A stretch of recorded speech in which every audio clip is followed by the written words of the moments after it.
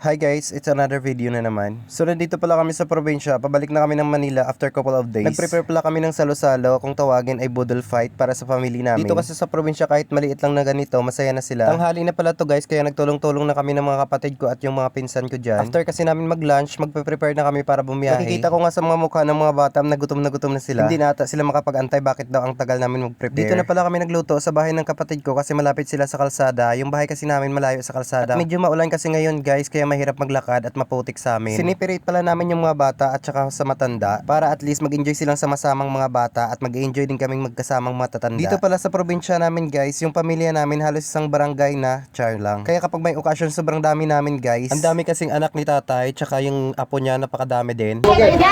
Yeah? Guys! Hindi tapos kita. Okay na kayo guys! Dali ka pa yun ang bigyan. Tabi ka kayo. Balik butang sa ano?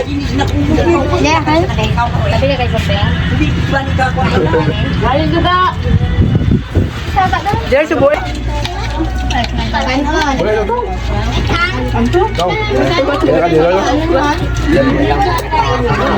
Ilonggo nga pala yung salita namin guys. Kung maririnig nyo, akala nyo mga Avon. Ano na ay malang kamo. Ito nga kanon diyan. Kanon diyan na. Kanon diyan. Sali na. Ligo ya kapon mo da.